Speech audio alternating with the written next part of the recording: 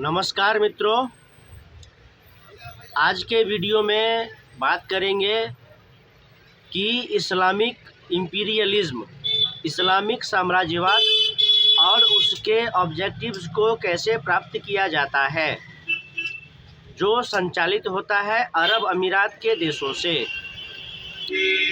तो इसको 3 भागों में बांटा गया है। इस्लामिक साम्राज्यवाद को फैलाने के लिए, स्थापित करने के लिए इसको 3 भागों में वर्गीकृत किया गया है: दारुल अमन, दारुल हर्ब, दारुल इस्लाम। अब यह किस प्रकार कार्य करता है? तो इसके 2 तरीके होते हैं। एक होता है आक्रमण, युद्ध, और दूसरा होता है शरणार्थी और नागरिक बन करके जाना। तो हम अपने देश भारत का ही उदाहरण लेते हैं। सबसे पहले तो 11वीं शताब्दी से हमारे देश भारत पर निरंतर इस्लामिक आक्रमण होना शुरू हुआ, जो अनवरत चलता रहा। और आते आते देखिए कि मुग़ल साम्राज्य स्थापित हुआ, और भले ही मुग़ल साम्राज्य अधिक दिनों तक हमारे देश में नहीं रहा, मराठों के उत्कर्ष ने मुग़लों को समाप्त कर दिया।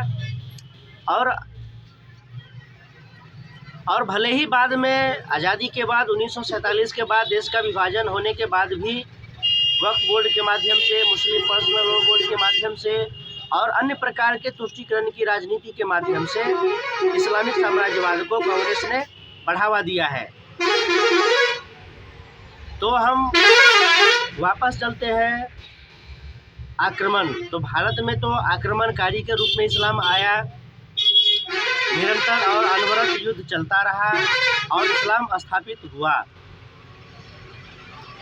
अब जो दूसरा तरीका है इसका, वह है शरणार्थी बन करके जाना या नागरिक बन करके जाना। अब जैसे कि फारस, तो फारस में 5000 मुस्लिम शरणार्थी बन करके आया, वहाँ का नागरिकता लिया और उसके बाद अपना जनसंख्या बढ़ाना शुरू किया।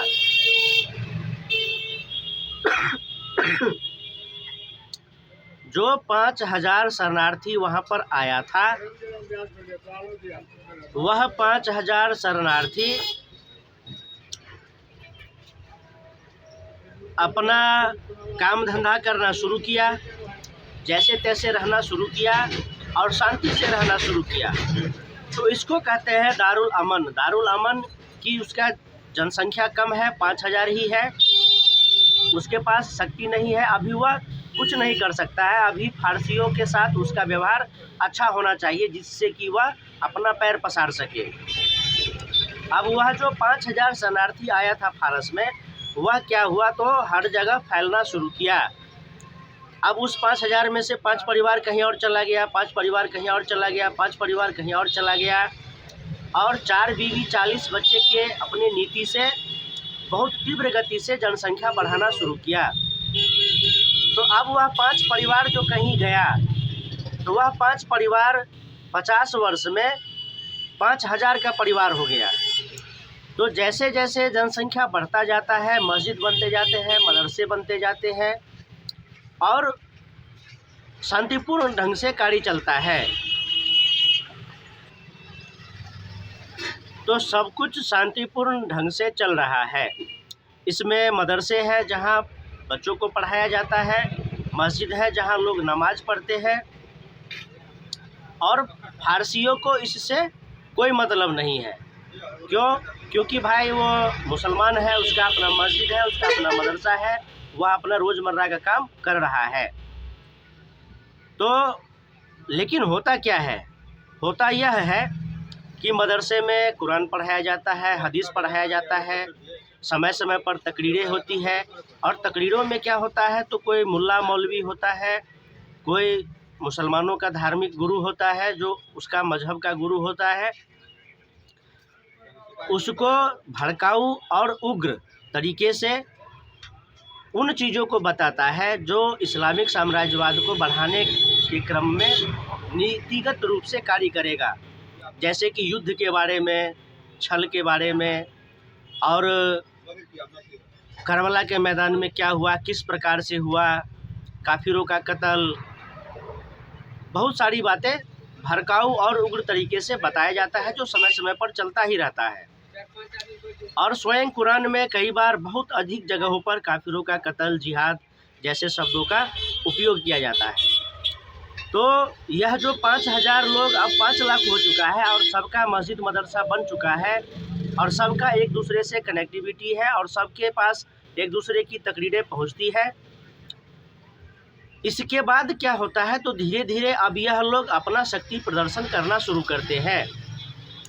अब रहा फारसी, तो फारसी को तो ना अपने धर्म से कोई लगाव है, ना अपने देश की संस्कृति से कोई लगाव है, न राष्ट्रवाद जैसी कोई परिभाषा है, और वह अपने शत्रुओं से भी अवगत नहीं है, क्योंकि उनको कुछ पता ही नहीं है कि आगे होने वाला क्या है। भारत की भी कहानी ऐसी ही है, इजराइल की भी कहानी ऐसी ही है, और हर उस देश की कहानी है जो धीरे धीरे इस्लामिक देश में परिवर्तित हो गया। अब क्या होता है, तो धीरे धीरे वह अपनी मांगों को रखना शुरू करता है कि ये मुस्लिमों का मोहल्ला है, यहाँ पर मस्जिद है, यहाँ पर मदरसा है, यहाँ पर अब फारसियों की कोई गतिविधि नहीं होनी चाहिए, इससे मुसलमानों की भावना आहत हो जाएगी। तो इस तरह से धीरे धीरे शक्ति प्रदर्शन होना शुरू होता है और आ जाता है दारुल हर्ब। यानी कि दारुल हर्ब का मतलब है कि अब मुसलमान इतनी संख्या में, मात्रा में हो गया है कि अब वहाँ पर लड़ाई युद्ध किया जा सकता है। जो अमन था, अब वहाँ पर शक्ति प्रदर्शन की बात होने लगी, और शक्ति प्रदर्शन होते होते गृह युद्ध छिड़ गया। और